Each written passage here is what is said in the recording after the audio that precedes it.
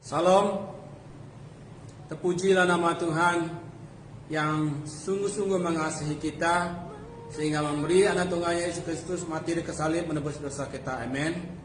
Apatah lagi kesempatan ini yang Dia berikan pada kita untuk kita terus mendalami firman Tuhan. Mari kita berdoa bersama. Bapa yang di surga, Engkaulah yang teragung dalam kehidupan kami. Kami datang dengan kerinduan dan kehausan dan lapar akan firman-Mu. Pakailah anak kami sebenarnya iman untuk membaca firman-Mu. Walaupun pelayanan ini kecil, tetapi pelayanan ini akan menjadi berkat yang besar buat jemaat-jemaat yang Kau kasihi. Terima kasih Bapa. Hanya di dalam nama Yesus kami berdoa. Amen. Silakan sebenarnya iman baca firman Tuhan untuk kita semua.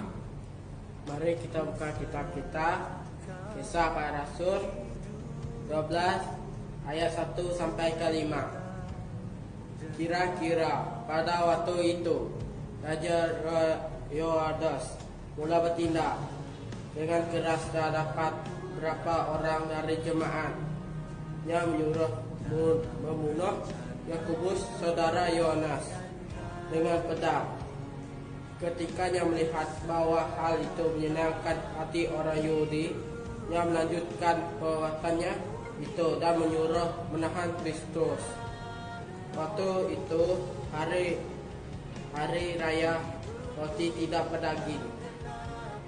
Setelah Kristus ditahan, Yohanes menyuruh menyerahkannya di bawah tanah penyanggaan 4 agung, masing-masing terdiri dari 4 kejuri. Maksudnya ialah supaya sehabis Paskah yang hadapi ke depan orang banyak. Demikian Kristus ditahan di dalam penjara, tetapi jemaat dengan tekun mendoakan kepada Tuhan. Terima kasih sebenarnya Emma. Tema renungan firman Tuhan pada kali ini adalah kuasa kerajaan Allah yang tak terbatas. Amen. Semakin wilayah kerajaan Allah diperluaskan di dunia ini, ya, penguasa dunia juga semakin luas juga tindakannya, ya, tindakan duniawinya. Jadi, namun di atas semuanya itu kerajaan Allah yang tindakannya jauh melampaui dunia ini, bahkan tidak pernah terbayangkan oleh pikiran manusia, termasuk pikiran raja dunia. Inilah yang digambarkan dalam berikut yang kita baca pada hari ini. Ketika Raja Herodes melihat begitu pesatnya orang-orang percaya berkembang, makanya merencanakan dan memulakan strategi penganiayaan hebat dengan rencana menangkap dan membunuh Yakobus. Tentunya rencana dan strategi ini mempunyai keuntungan ganda bagi Raja Herodes dan juga bagi orang Yahudi yang terusik dengan kehadiran orang-orang percaya. Tidak hanya sampai di situ, Petrus juga mereka tangkap dan dimasukkan ke penjara, hanya menunggu masa untuk dihukum bunuh.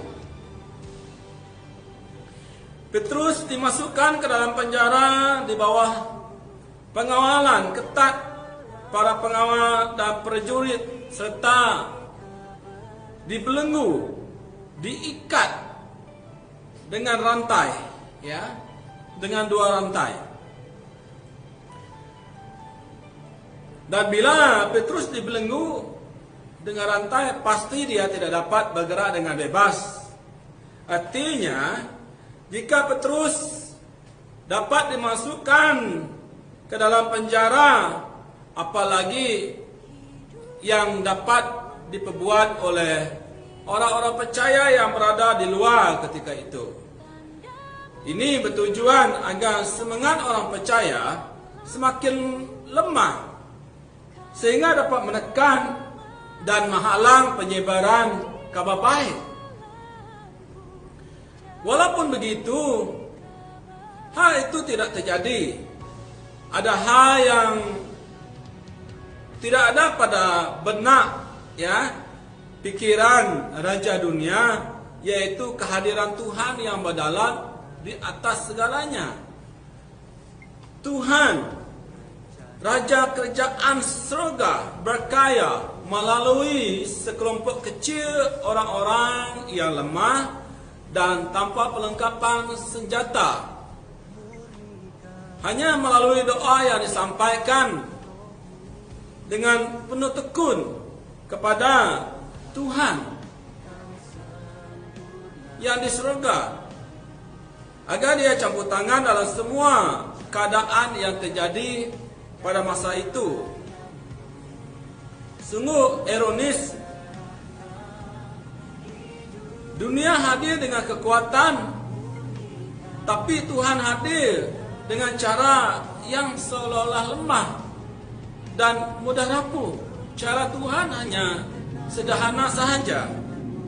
Ketika keadaan dunia mencekam dan kita tidak dapat bergerak bebas, bahkan hidup beriman kita dibatasi oleh banyak halangan, ingatlah bahwa ada Tuhan yang berdaulat atas semuanya itu, dan Tuhan dapat berkaya melalui hal-hal sederhana dan yang tidak tampak secara mata kasar. Marilah, ingatlah bahwa kita memiliki Kristus sebagai Tuhan, dan Dia adalah Allah yang menyertai kita, yang tidak pernah meninggalkan kita, dan juga yang tidak pernah membiarkan kita.